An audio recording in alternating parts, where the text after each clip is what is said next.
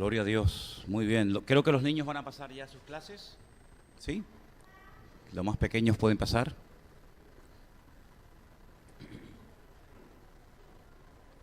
Gloria a Dios. Gracias al Señor por este hermoso tiempo de alabanza, estas canciones hermosas que nos acercan al Señor, a su presencia, y estamos muy agradecidos porque vemos que el Señor está entre nosotros. Amén. Gracias a Dios. ¿Estamos listos arriba? ¿Sí? Vamos a orar un momentito, hermanos, por favor. Oramos. Te damos muchas gracias, Señor, por esta oportunidad que nos das de poder acercarnos ahora a ti a través de tu bendita palabra. Queremos que tú nos hables a través de ella y que todo lo que compartamos sea de bendición y que nos ayude a crecer y a conocernos y a conocerte a ti mejor y servirte con efectividad, como tú esperas de cada uno de nosotros. Te damos gracias por esta oportunidad de aprender. Queremos que tú dirijas la exposición de tu palabra y que seamos ministrados a través de ella. Te lo pedimos en el nombre de tu amado Hijo Jesús. Amén. Amén. Nuestro querido hermano Antonio Panocchia, el pastor desde Italia, nos está viendo y nos manda un saludo. Que el Señor le bendiga grandemente. Y también tenemos hermanas desde Gerona que nos están escuchando, que nos están viendo exactamente igual que el domingo pasado. Y también, como no, nuestro hermano Alexis y su esposa desde Inglaterra también están siguiendo el culto. Ellos son fieles a estas emisiones que hacemos. ¿Por qué no le mandamos un fuerte aplauso a todos los hermanos que nos están viendo y escuchando en este momento? Gloria a Dios. Amén. Qué bueno. Señor les bendiga a todos. Gracias al Señor. Yo quiero hablar en esta tarde de un tema del cual se habla muy poco, prácticamente nada, en comparación, por ejemplo, con el tema de la voluntad de Dios, del cual se ha hablado y se ha escrito muchísimo. La importancia de la voluntad de Dios, de conocerla, de aplicarla a todas y a cada una de las áreas de nuestra vida. ¿Cómo se puede llegar a conocer la voluntad de Dios? ¿Cómo podemos saber si estamos haciendo la voluntad del Señor o no? Hemos hablado mucho acerca de ese tema. Tenemos la Biblia, hemos hablado de la necesidad de que se den las circunstancias, de aprender a esperar en los tiempos de Dios, de tener esa paz, esa confianza en el Señor, de que Dios va a ir poco a poco, pues, abriendo las puertas, ¿verdad? Pero yo en esta tarde quiero hablar de la voluntad del hombre, la voluntad humana. Cuando estudiamos la Biblia desde el principio, vemos que Dios no creó a un robot. Dios creó a un ser humano tan perfecto que le dio voluntad, le dio libre albedrío. Y a través de ese libre albedrío podemos tomar decisiones. Adán tenía la oportunidad y el privilegio de poder tomar decisiones. Algunas fueron correctas, otras no fueron tan correctas. Y a lo largo y ancho de toda la Biblia, vemos que grandes personajes, guiados por la voluntad del Señor, pero también, como no, por sus impulsos, por su voluntad, por su libre albedrío, tomaron decisiones. Repito, algunas buenas y otras no tan buenas. Y yo creo que lo que llamamos libre albedrío, esa capacidad de poder tomar decisiones en una línea o en otra, tiene una base, tiene un fundamento, porque yo creo que el libre albedrío se fundamenta, descansa sobre la base de la voluntad humana. La voluntad del hombre, la voluntad de uno mismo, nos va a acompañar hasta que lleguemos a su presencia.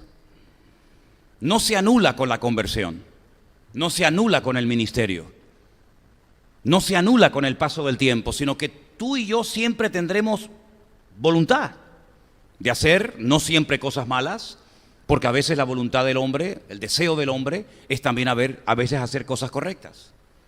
Y he estado buscando en la Biblia personajes o personas, y vamos a hablar de 3 concretamente, personas que en un momento determinado nos manifiestan lo humanos que llegaron a ser. Cómo su voluntad en momentos puntuales de su vida se logró imponer. Vamos a comenzar por el primer personaje. En el libro de Jonás, capítulo 1, encontramos a un profeta de Dios. No encontramos a un recién convertido, a un neófito en la fe, sino encontramos a un profeta. Y sabemos que en la Biblia, en aquellos tiempos, los profetas eran personas muy importantes, porque eran los voceros de Dios. Eran los que le transmitían la voluntad, la palabra de Dios al pueblo, a la gente. Por lo tanto, la gente los escuchaba con mucha atención, porque cuando hablaban y decían, así dice el Señor, la gente sabía que había que prestar suma atención, porque era Dios hablando a través de sus bocas, a través de sus vidas.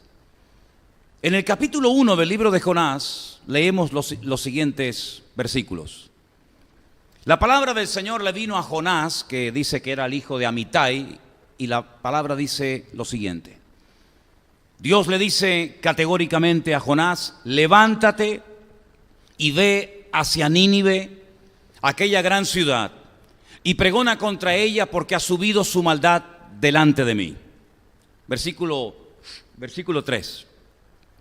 Jonás se levantó para huir de la presencia del Señor a Tarsis, la dirección contraria, y descendió a Jope y halló una nave que partía para Tarsis, y pagando su pasaje entró en ella para irse con ellos a Tarsis, lejos de la presencia del Señor, la presencia de Dios.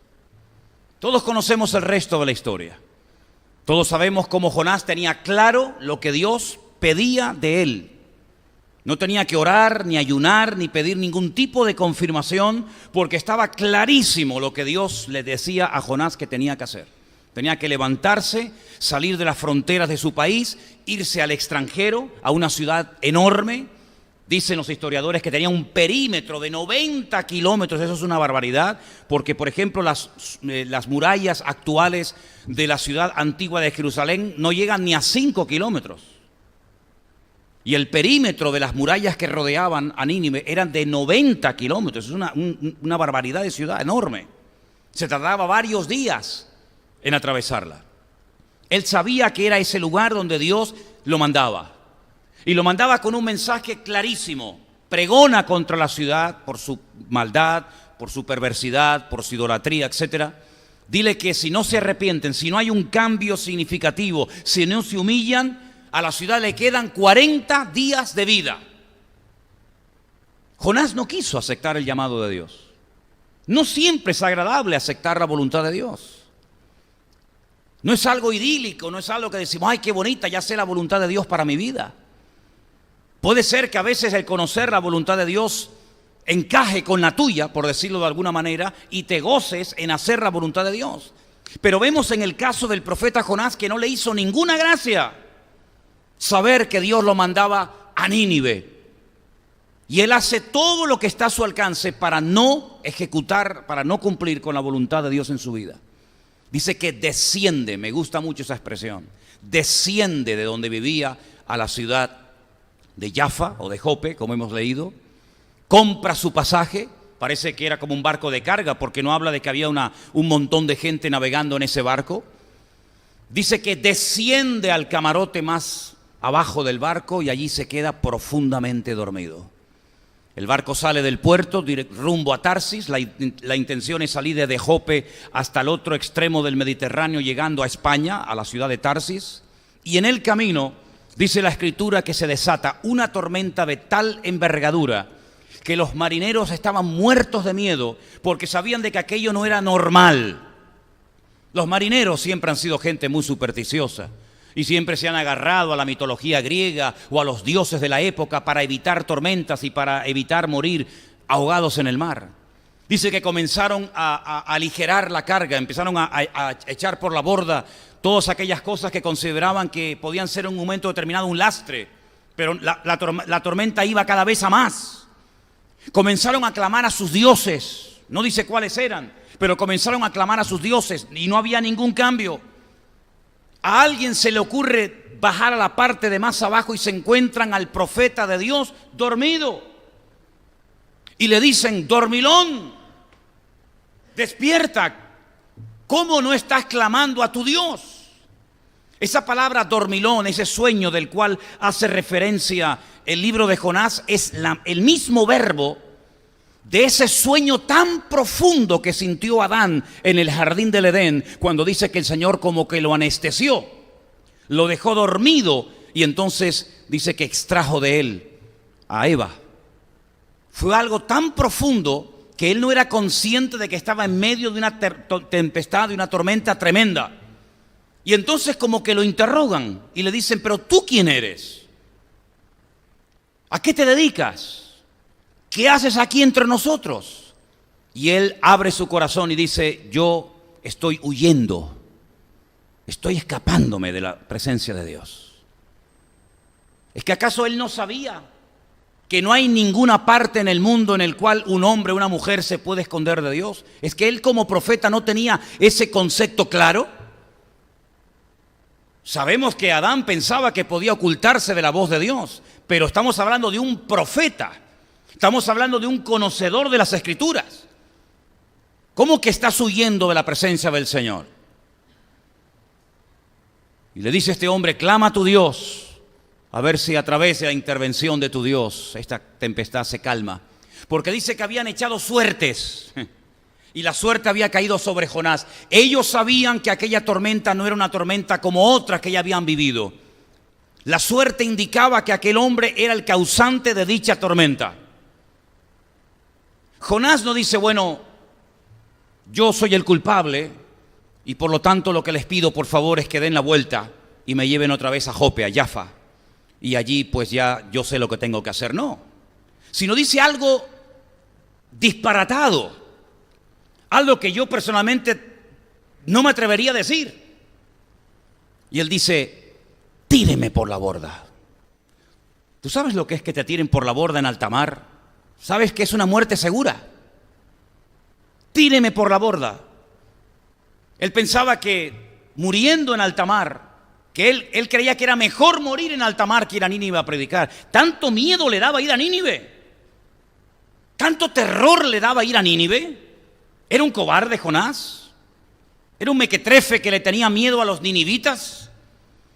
Bueno, puede ser que le tuviera algo de miedo, porque realmente si ustedes estudian lo que le hacían a los enemigos, los de Nínive, es para ponerte los pelos de punta. Las torturas de esa gente eran brutales.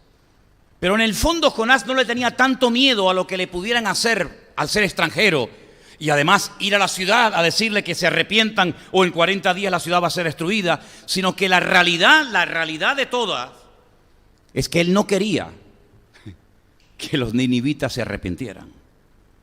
Porque él sabía perfectamente que si Dios mandaba a Jonás a Nínive, simplemente el hecho de movilizar a un profeta de un país a otro y más a un israelita y mandarlo al extranjero es porque Dios les quiere dar una oportunidad de arrepentimiento a los que él consideraba los peores enemigos del pueblo de Dios. Y por eso él se niega a que esa gente tenga la posibilidad y tenga la opción de buscar arrepentimiento y por consiguiente que el Señor no los castigue. Él está dispuesto a morir en alta mar antes de dar su brazo a torcer. ¿Qué es lo que está jugando ahí en el fondo? La voluntad del profeta. Porque la voluntad de Dios ya sabemos cuál era. Levántate y vete a Nínive. Punto, ya está, no hay que aclarar demasiadas cosas. Pero lo que está ahí predominando es la voluntad del hombre, la voluntad humana, que todos, tú y yo la tenemos. Que no se anuló, no se extinguió el día que nos convertimos, ni el día que nos bautizamos, ni el día que comenzamos a servir a Dios a tiempo completo en el ministerio, o el día que nos casamos, o el día que hablamos en lenguas, o el día que no sé, pueden poner todos los ejemplos que quieran. La voluntad tuya y mía nos acompañará hasta que nos entierren. Y la voluntad de Jonás se rebelaba en contra de la voluntad de Dios. Él no quería bajo ningún concepto aceptar la voluntad de Dios. Y está dispuesto a morir. Está dispuesto a decir no, no y no. Pero dice la Biblia que Dios tenía preparado un gran pez. ¿Cuántos dicen amén? Qué tremendo, ¿eh? Dios tenía preparado un gran pez. ¿Saben lo que dicen los judíos? Que ese gran pez, yo les digo lo que dicen, que sea así o no, pero ellos dicen que ese pez, desde el principio de la creación, ya Dios lo había preparado, ya Dios lo había creado para que se tragara a Jonás. Lo que está bien claro es que el pez lo engulló. El pez lo tragó. Yo no sé qué es peor, No sé si es peor ir en un barco con una tempestad endemoniada, que te tiren por la borda o que te traiga un pez. De las tres cosas, ¿cuál elegirías? Una tormenta de 12 nudos, olas de 25 metros de altura. ¿Les hace ilusión? ¿Les hace ilusión a cualquiera? ¿No? Bueno, opción 2, que nos tiren por la borda en alta mar. Vamos a morir de frío, vamos a morir ahogados. ¿Prefieres esa? Vamos a la tercera. Que te traiga un enorme pez y que tú no sabes si vas a salir, porque nosotros sabemos que salió, porque miramos hacia atrás, pero él no sabía lo que le iba a pasar. Él estuvo 3 días y 3 noches metido ahí adentro. Yo creo que se tenía que mover más el pez que el barco. Y creo que los jugos gástricos y todo lo que se sentía allá adentro tenía que ser tan terrible. Además, no creo que pudiera dormir muy bien, que digamos. A veces hemos visto dibujos animados donde uno es tragado por una ballena y hay alguien que enciende una velita y ahí está sentadito. No, eso era algo terrible realmente, algo impresionante. Hasta que después de 3 días, 72 horas, ¿por qué no oró el primer día? Oye, a mí me traga un tiburón, a mí me traga un pez, y te aseguro que desde que me traga hasta que me vomita, si es que me vomita o no me devora, no paro de orar. Señor, sácame de aquí, Señor, que no me coma, Señor. Pero sin embargo, Jonás está 3 días sin abrir la boca. Es que era duro, Duro. Y a los 3 días clama al Señor, y a los 3 días se arrepiente, y a los 3 días dice, está bien, tú ganas. Desde la angustia invoqué al Eterno, y Él me respondió. Y cita el Salmo 118. Y entonces el pez cambia de dirección, va a la orilla y ¡guau! Allí lo vomita. Y me imagino que habrá notado el vómito encima, ¿no? Qué tremendo. La voluntad del profeta Jonás luchando contra la voluntad de la voluntad de Dios, luchando consigo mismo. Un hombre de Dios, un profeta de Dios, el vocero de Dios, dejándose llevar por su propia voluntad durante días y días y días, hasta que finalmente es derrotado y reconoce que la voluntad de Dios es santa, es agradable y es perfecta. ¿Cuántos dicen amén? La voluntad del hombre es tan real como el aire que respiramos. Es una fuerza brutal. Dijo un famoso comentarista bíblico, Barclay concretamente, dentro de nosotros, dentro de nuestra piel, hay como 2 personas, como 2 voluntades. Una que tira en una dirección y otra que tira en otra dirección. Rara vez van las 2 en la misma línea, ¿verdad?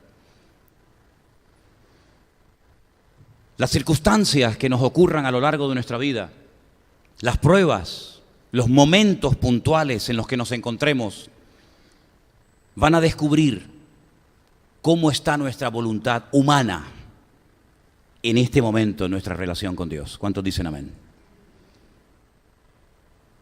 A veces habrán circunstancias, habrán momentos, habrán ciertas y determinadas pruebas, ciertas y determinadas dificultades o situaciones en las que nuestra voluntad puede aflorar, y ahí te vas a dar cuenta si verdaderamente tu voluntad es tu aliada y tu amiga o es tu peor enemigo. Dejemos a Jonás a un lado, ¿les parece? Y nos vamos al Nuevo Testamento, porque algunos pueden pensar, espero que no, que esto era algo que le pasaba solo a la gente del Antiguo Testamento, porque como no tenían el Espíritu de Dios en sus vidas, aunque en el caso de Jonás, pues sabemos que a veces el Espíritu de Dios venía y se marchaba de los profetas, y como no era miembro de ninguna congregación, y como no había estado con Cristo, y como no conocía la obra de Cristo, pues puede ser que todo eso le pasara a este hombre, pero ya eso en el Nuevo Testamento queda totalmente anulado, y ya todas las personas que nacen de nuevo y conocen al Señor, pues ya no tienen esas luchas. Romanos capítulo 7, por favor. Romanos capítulo 7. Miren lo que dice el apóstol Pablo a partir del verso 12. Presten atención porque es una porción que parece un poco complicada de entender, pero vais a ver que no. De manera que la ley a la verdad es santa y el mandamiento santo, justo y bueno. Luego, lo que es bueno, pregunta Pablo, ¿vino a ser muerte para mí? Es decir, ¿cómo algo bueno como la palabra, cómo algo bueno como la ley, cómo algo bueno y maravilloso como la escritura vino a ser muerte para mí? Dice, no, en ninguna manera, sino que el pecado, para mostrarse pecado, produjo en mí la muerte por medio de lo que es bueno. Es impresionante la profundidad de este hombre hablando.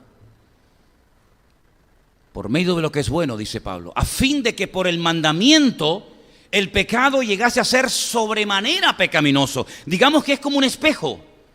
La palabra de Dios tiene, digamos, muchos tipos o símbolos, y digamos que Dios pone la palabra, Dios pone su voluntad, Dios pone las escrituras delante de nosotros, es un espejo, y cuando nos miramos delante de ese espejo, mi voluntad humana, mi pecaminosidad, mi rebeldía, mi soberbia, etcétera, etcétera, queda expuesta, queda exhibida. No es que el espejo sea malo, no, el problema no está en el espejo, el problema está en lo que proyecta el espejo. Y por eso dice Pablo, ¿cómo es posible que algo bueno, el espejo de la palabra de Dios, se haya convertido en mí en algo malo? Dice, no, es que el problema no está en el espejo, el problema no está en la palabra, el problema está que hay algo dentro de mí, de lo cual él ahora va a hablar. Y dice, pero sabemos que la ley es espiritual, mas yo soy carnal. Pero vamos a ver, ¿quién está hablando aquí? ¿Poncio Pilato? ¿El traidor que vendió a Cristo por 30 monedas de plata?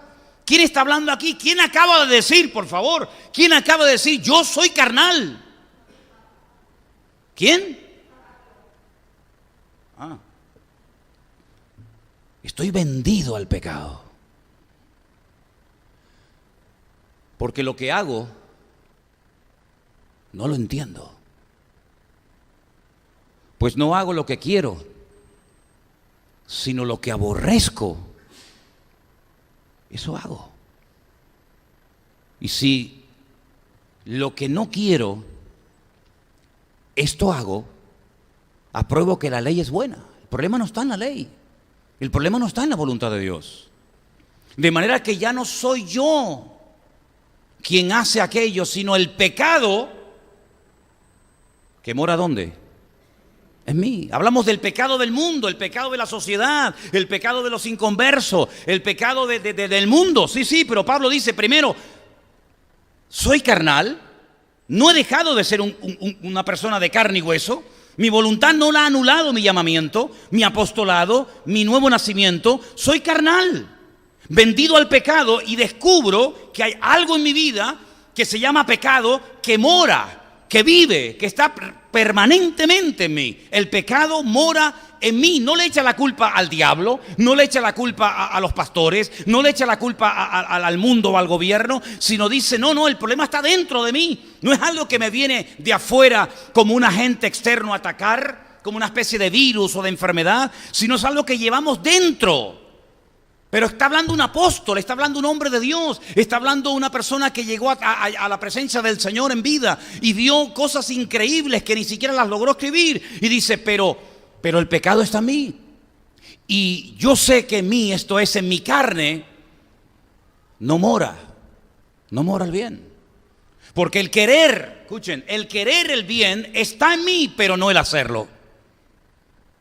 Menuda batalla tenía este hombre, ¿no? Menuda batalla. Porque no hago el bien que quiero, sino el mal que no quiero, eso hago. ¿Qué te parece? Nos quedamos con la boca abierta, ¿no? ¿Sí o no?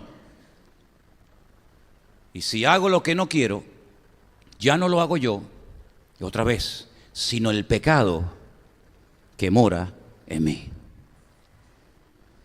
Así que queriendo yo hacer el bien, hallo esta ley, que el mal, el problema, ¿en quién está? Dice Pablo, en mí. Porque según el hombre interior, me deleito en la ley de Dios. Hombre, claro. Pero veo otra ley en mis miembros que se rebela contra la ley de mi mente. Así como Jonás se rebeló contra la voluntad de Dios. Así como Jonás dijo, no voy a Nínive. No quiero ir allí a servirte. No quiero ir allí a llevar palabra. Pues ahora él también se revela y dice, hay una ley entre mis miembros que se rebela contra la ley de mi mente y que me lleva cautivo a la ley del pecado. Fíjate cuántas leyes está nombrando aquí. Y esa ley del pecado, dice, está en mis miembros. Y ahora dice algo increíble. Miserable de mí. Soy un miserable. ¿Quién me librará de este cuerpo de muerte? Mira, quiero decirte algo, hermanos. Quiero decirte algo.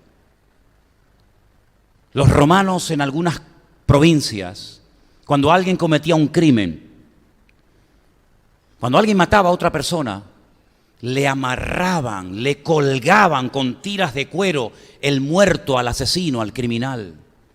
Y lo exponían públicamente y lo llevaban por toda la ciudad. Y la gente mientras tanto lo insultaba, le tiraba cosas, se metían con él, le hacían de todo. Le colgaban el muerto. Y esa costumbre del Imperio Romano, Pablo la utiliza cuando dice, ¿quién me librará de este cuerpo de muerte? Quiero terminar con el siguiente versículo, el 25. Dice, pero gracias a Dios por Jesucristo, Señor nuestro. Así que yo con la mente sirvo a la ley de Dios, mas con la carne a la ley del pecado. Ahora, yo estuve viendo, no sé si ustedes tienen su Biblia ahí a mano, no lo vamos a hacer ahora arriba, pero si tienes tu Biblia a mano, por ejemplo, tú dices, bueno, ¿de qué está hablando Pablo en el capítulo 5? Por ejemplo, por arrancar de un capítulo. Romanos, capítulo 5. Justificados por la fe. Los resultados de la justificación. ¿Lo veis o no? Un tema extraordinario. Bien. También en el capítulo 5 hace como un paralelismo entre dos personajes, entre el Adán y entre Cristo. Y dice, mira, así como en Adán, cuando él pecó, ocurrió esto. Ahora en Cristo, el segundo Adán, si lo aceptamos, si creemos en él, ocurrirá esto y esto. Muy bien, perfecto. Vamos al 6. Muertos al pecado. Y habla acerca de otro tema completamente diferente. A continuación, a partir del versículo 15, habla acerca de que somos siervos de la justicia. Perfecto. Seguimos. Llegamos al capítulo 7 y hace una analogía, una comparación entre el matrimonio y nuestra relación con Dios. Perfecto. Y el capítulo 8 habla de vivir en el Espíritu, pero fíjense que entre el capítulo 7 y el capítulo 8, en medio, metió esto que acabo de leer esta noche. Mi pregunta es, ¿por qué? ¿Por qué él viene tocando diferentes temas? La justificación, nuestra relación con el Señor. Más adelante habla de vivir en el Espíritu. Más adelante da una exposición extraordinaria de cómo podemos vivir en victoria. Habla acerca de Israel, cómo fue elegido, lo que le pasó a Israel, etcétera, etcétera. Al final habla de cómo los gentiles fueron también llamados por el Señor para que le conocieran. Pero mi pregunta es, ¿para qué mete algo tan personal? ¿Por qué no se calla la boca? Porque si Pablo no hubiera hablado de lo que le estaba pasando, tú y yo nunca sabríamos las batallas que este hombre tenía. Es decir, nos quedaríamos con la boca abierta viendo los diferentes temas y los desarrollos de dichos temas en la carta de los Romanos, porque es una carta extraordinaria, tremendamente profunda. Bueno, la justificación por la fe, ¿eso qué es?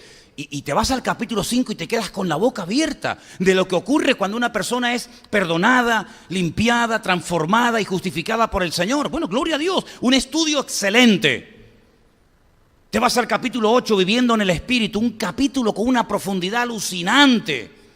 Ese capítulo hermoso que te dice, mira, no hay nada que nos pueda separar del amor de Dios, ni la muerte, ni la vida, ni lo alto, ni lo profundo. Te quedas con la boca abierta. Llegas al capítulo 12 de Romanos, los deberes del cristiano, y ahí te encuentras algunos de los dones que uno puede llegar a tener, etcétera, ¿verdad? Pero mi pregunta, repito, es, ¿para qué tiene que abrir su corazón ante toda la cristiandad?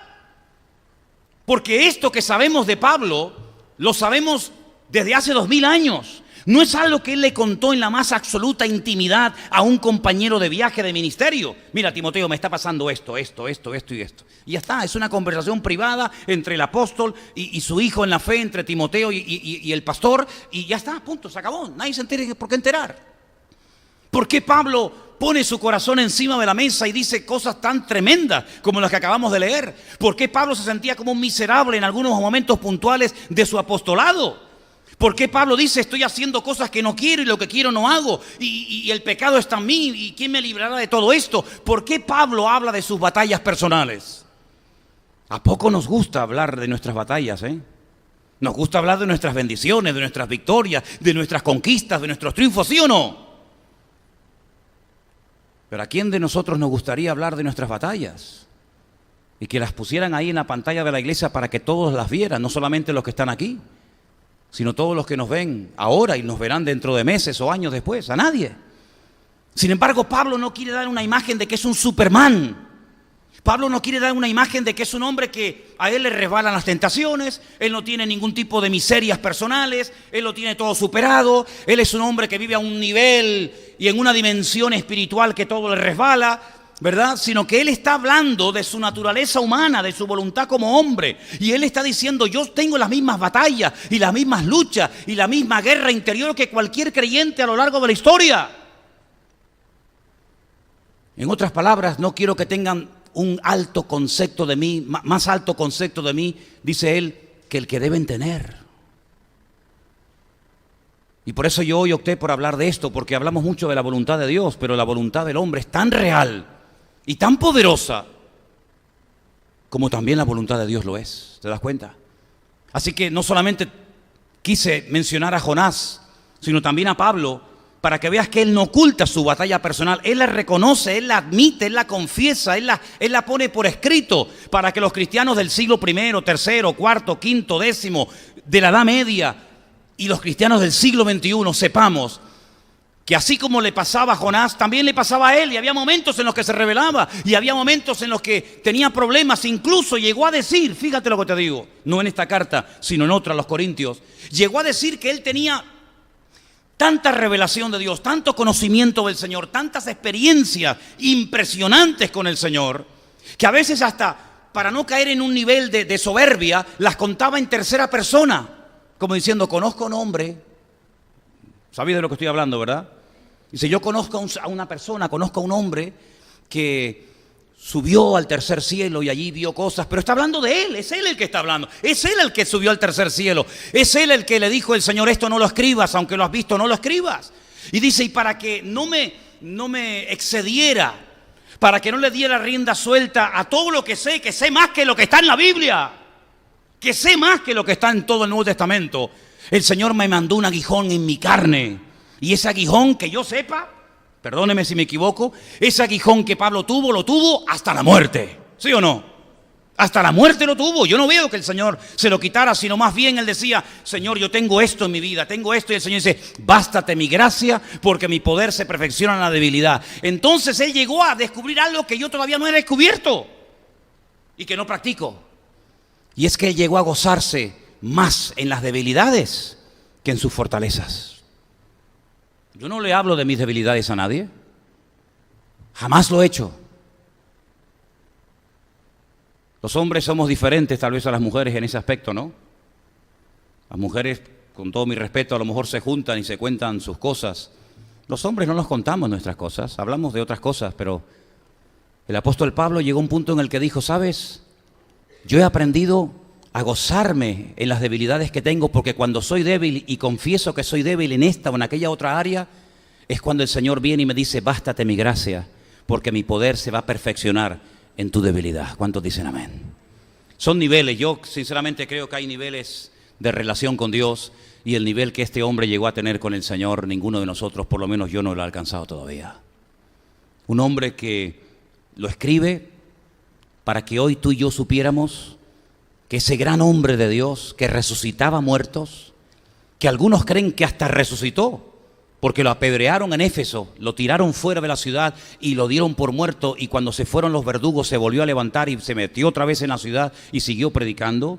Ese hombre que peleó contra fieras, lo dice él en sus cartas, yo he peleado contra fieras. Ese hombre que estuvo como náufrago en alta mar, ese hombre que hizo cosas increíbles. Decía Miguel de Unamuno, el famoso dramaturgo español, Pablo tenía que ser Jesucristo. Porque es imposible que un hombre llegue a ese nivel de fe, a ese nivel de conocimiento, si no es Jesucristo. Y Miguel de Unamuno se quedaba con la boca abierta cuando estudiaba la profundidad y la grandeza de la naturaleza del apóstol Pablo, porque decía, no puede ser que un hombre llegue a un nivel tan alto. Pues ese hombre que llegó tan alto y llegó de verdad delante del Señor, pues ese hombre también un día abrió su corazón en Romanos capítulo 7. Léanlo de vez en cuando ese capítulo y se van a dar cuenta de que él dice, miserable de mí, ¿quién me librará de este cuerpo de muerte? ¿Cuántos dicen amén? Así que gracias, Pablo, por haberlo dicho y por haberlo contado. Gloria a Dios. Hablaba hace unos días con un hermano y le mencionaba un texto y él se reía. No sé si me estará viendo o escuchando ahora o más tarde, pero él se reía porque decía, yo también llevo días con ese versículo en la cabeza. Está en Santiago. A ver si lo digo bien. Dice, Elías era un hombre sujeto a pasiones semejantes a las nuestras. Y yo digo, ¿quién está hablando? ¿Quién lo está diciendo? Santiago. Santiago dice que Elías, ¿saben de quién estamos hablando? ¿Saben de quién estamos hablando? Del profeta Elías. Yo en mi vida he conocido un hombre con tal autoridad espiritual como el profeta Elías, en mi vida. Jamás en mi vida he conocido, no sé si alguna vez conoceré a un hombre con el nivel espiritual. Vamos, yo no, ni a la suela del zapato le llego a Elías. Me daría pánico ser siervo de Elías. Te lo digo de verdad, me daría terror estar al lado de este hombre que en cualquier momento se te queda mirando y te quema vivo. Y Santiago dice que ese gran hombre de Dios, que al final ni la muerte pudo con él, porque estaba tan lleno de Dios que ni los gusanos se atrevieron a meterse en su cuerpo, sino que el Señor se lo llevó en vida a su presencia. Santiago dice que era un hombre sujeto a pasiones semejantes a las nuestras. Luego Santiago también tenía sus propias pasiones personales, ¿sí o no? Como todos los seres humanos, las tendremos a lo largo de nuestra vida. ¿Cuántos dicen amén? ¿Me están siguiendo esta tarde? ¿Es un mensaje raro esta tarde el que estoy dando? ¿Verdad que no? Decía Séneca, una frase que leía en estos días, lo siguiente, referente a esta lucha, ¿no? Estas voluntades. Los hombres odian sus pecados y al mismo tiempo los aman. Ya los griegos, a través de la pluma de Séneca, dijeron esto. Y encontré un escrito de un poeta de la época que también escribió lo siguiente referente a este tema. Veo las cosas mejores y las apruebo, pero suelo seguir las peores. A veces ocurre eso, ¿verdad? No solamente vemos en Jonás y en Pablo estas batallas y estas luchas, sino que después, por ejemplo, observando y leyendo la Biblia con tranquilidad, desde un punto de vista objetivo, nada crítico, porque les digo sinceramente, yo no me atrevería a juzgar ni a Jonás, ni a Pablo, ni a estos personajes que les voy a mencionar a continuación, porque sinceramente no creo que es bueno juzgarlos. Pero por ejemplo en Sansón era un hombre de Dios, ¿sabes? La unción que había en su vida era real. No es que era un tipo que se metió en el gimnasio y se machacó y tenía un cuerpo descomunal y no. La fuerza de Sansón procedía de Dios. Nos imaginamos a Sansón como un hombre corpulento, superpoderoso, pero probablemente Sansón sería un hombre normal y corriente como cualquiera de nosotros. Ay, amigo, pero cuando venía el Espíritu de Dios sobre él, hacía cosas que ni el más forzudo del mundo podía hacerlas. Pero también era capaz de hacer cosas que uno dice, pero ¿este es Sansón? ¿Este es Sansón? ¿El ungido del Señor? ¿El juez de Israel? Uno observa la vida de David. No ha habido nadie más cerca del corazón de Dios que David. Lo dice Dios. Dios da la cara por él. Y sin embargo David era capaz de hacer cosas que hoy en día serían un delito y terminarías en la cárcel pero por muchos años de condena, ¿eh? Y dudo mucho de que nos atreveríamos a invitar a David, después de lo que hizo, para que viniera a una conferencia de pastores o de líderes o sabe Dios qué, a hablarnos, ¿verdad? Y miramos, por ejemplo, a Pedro, ¿no? Yo jamás me atrevería a juzgar a Pedro en nada de lo que hizo. Porque a veces también nuestras acciones pueden llegar a negar con más contundencia al Señor que las palabras que Pedro utilizó para negarlo a Él. Y Pedro era un hombre tremendamente sincero. Él no fingía, no era un hipócrita, no era un falso, era un hombre que decía: Señor, tú tranquilo, no te preocupes, aunque todos te abandonen, aunque todos te dejen, yo voy a ir contigo hasta la muerte si hace falta. Y no está haciendo una película, no se está inventando nada, sino que él es sincero y él dice: Señor, tú tranquilo, yo voy a estar a tu lado. Pero llegó el momento y no lo hizo, porque la voluntad humana, el ego del ser humano no está preparado para hacer la voluntad de Dios. Hace años oí a alguien que dijo que a nadie se le ocurra creerse que se puede vivir la vida cristiana por uno mismo y triunfar y vivir siempre en victoria. Que ni se te pase por la cabeza, porque si la ley era imposible de cumplir, el evangelio aún es más complicado de cumplirlo. Si la ley con todos los mandamientos que había, nadie pudo cumplirla.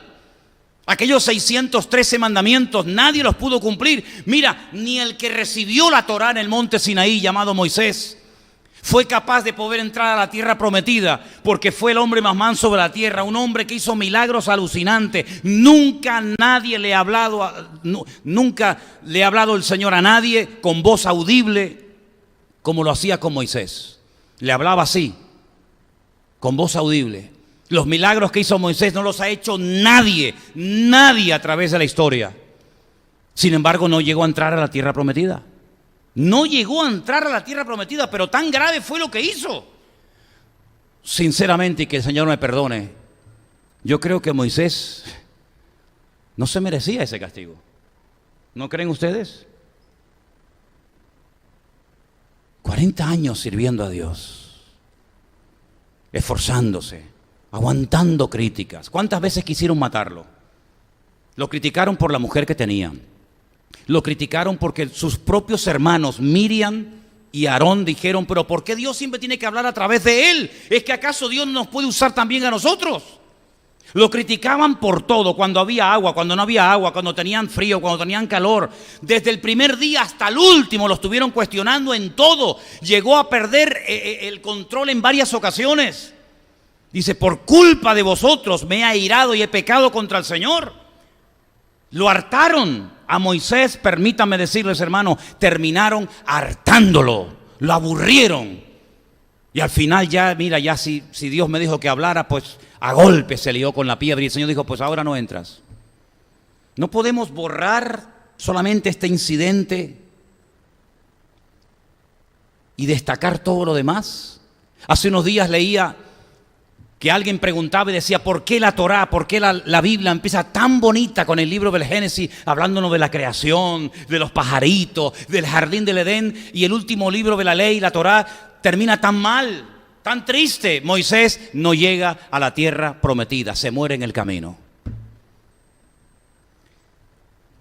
¿Qué te parece? Pero ¿cómo reaccionó Moisés? ¿Con ira contra Dios? ¿Con enfado contra Dios? Dijo: está bien, Señor, no voy a entrar, no entro, y punto. Y allí en aquel lugar el Señor dice que lo enterró. Hermanos, Dios no ha enterrado nunca a nadie. El honor que tuvo Moisés el día que murió no lo ha tenido nadie. Permítame, con todo respeto lo digo, ni Cristo tuvo ese honor. A Cristo lo enterraron los hombres. A Cristo lo enterraron los hombres. Lo enterraron en un sepulcro labrado por un hombre. A Moisés lo enterró el mismo Dios, en un lugar que nadie sabe dónde estaba. Y cuando está el Señor Jesucristo en pleno vigor, en plena vitalidad de ministerio, en lo alto del monte Tabor, dice la tradición, allí aparecen nada más y nada menos que Moisés y Elías. Luego yo creo que el Señor tenía una recompensa mejor en el futuro para Moisés, porque si hubiera entrado a la tierra prometida, hubiera entrado como uno más. Pero cuando Moisés entró es cuando el Señor quiso que entrara, y habló y se entrevistó nada más y nada menos que con el Señor Jesucristo. ¿Cuántos dicen amén? Qué lindo, ¿no? Pero he reservado para el final al tercer personaje. Porque hemos hablado de un profeta del Antiguo Testamento que era Jonás. Hemos hablado de un hombre del Nuevo Testamento. Fíjense a quién he escogido, a Pablo, a Saulo de Tarso. Pero quiero llevarlos a Mateo, por favor, capítulo 26. Mateo capítulo 26. Y ahora vamos a leer una historia extraordinaria de nada más y nada menos que de nuestro Señor Jesucristo. Entonces Jesús llegó con ellos a un lugar que se llama Getsemaní. Es un lugar donde se aplastaba la aceituna, la oliva, para hacer el aceite. Y le dijo a sus discípulos: sentaos aquí, entre tanto que yo voy allí y oro. No pases. Quedaos aquí, mientras tanto yo voy allí. ¿Y por qué no se quedó aquí, orando con todos? Algunos dirán, pero ¿qué preguntas se hace este hombre, no? Pues sí, me las hago. Porque si estamos todos juntos, ¿no es mejor que estemos todos juntos y oremos? ¿Por qué quédense ustedes aquí, que yo me voy allí a orar? Es que a veces uno tiene que salir de ciertos y determinados ambientes, ¿sabes? Es que el mismo Señor Jesucristo a propósito se apartaba en muchas ocasiones de sus mismos discípulos para buscar esos momentos de soledad, de quietud y de calma. Seguimos leyendo. Tomando a Pedro y a los dos hijos de Zebedeo, ¿saben que eran quién? Juan y Santiago. Comenzó a entristecerse. Estos que dejó aquí, los 8, ¿no? No, los 9, perdón. Los 9 que dejó aquí, no vieron cuando Jesús comenzó a entristecerse y a angustiarse en gran manera. Estos que dejó aquí no se dieron cuenta de lo que allí, delante de Pedro, de Jacobo y de Juan, Jesús comenzó a hacer. Delante solamente de 3 personas, Jesús comenzó a entristecerse. Es decir, comenzó a exteriorizar lo que en ese momento su voluntad, su ser interior, estaba sintiendo. Una tristeza que lo estaba matando. Porque si algo produce y causa la tristeza en el ser humano, es un aplastamiento mental y psicológico brutal. Hasta el punto que hay un momento en el que él dice, no sé si lo vamos a leer en este pasaje o en otro pasaje paralelo al Evangelio que estamos leyendo, dice, mi alma, mi estado anímico, mi estado emocional en este momento es tristeza hasta la muerte. Si no hay una tristeza mayor, una tristeza más aplastante que la que el Señor estaba sintiendo en ese momento. Y fíjate que esas sensaciones, esa tristeza a la máxima potencia, la manifiesta en un lugar donde se aplastaba a la oliva para poder extraerle su contenido, que es el aceite, el oro líquido. Oye, qué curioso que el Señor no va al monte Tabor, o el Señor no va a Capernaum, o el Señor no se va al río Jordán, sino que se va justamente a un lugar que huele a aceite, a un lugar que hasta el día de hoy está lleno de olivos, un lugar donde en aquel momento la gente iba allí con sus olivas para que se las aplastaran y pudieras tener algo de ese preciado líquido en tu casa. Y en ese lugar donde el hombre aplastaba la aceituna para poder extraer el aceite, es donde ahora él está siendo triturado y aplastado. Y es allí donde él comienza a entristecerse y dice, mi alma está muy triste, y no es una exageración, sino es la pura realidad, está muy triste hasta la muerte. Y dice, quedaos aquí, y velad conmigo. Los de allí que no se van a enterar, pero aquí ustedes se van a enterar de lo que me está pasando. Y Jesús les dijo, yendo un poco más adelante, se postró sobre su rostro y orando, dijo, Padre mío, Avino, si es posible, pase de mí esta copa, pero no sea como yo quiero. Ahí está la voluntad humana. Lo que yo quiero no es esto. Lo que yo quiero es otra cosa. Yo te pido que pase de mí esta copa, esta experiencia, esta sensación, este aplastamiento, que pase. Dice, pero que no se haga lo que yo quiero, sino lo que tú quieras. Vino luego a sus discípulos, a los que dejó en el otro lugar, y también a los que le habían acompañado, y se los encontró, ¿cómo? Durmiendo. Y le dijo a Pedro, ¿así que no habéis podido velar conmigo una hora? ¿Habéis sido incapaces de orar conmigo una hora?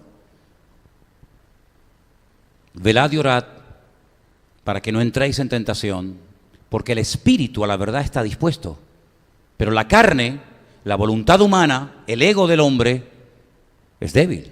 Y él lo dice. Otra vez se fue. Dice, bueno, vamos a dar una segunda oportunidad.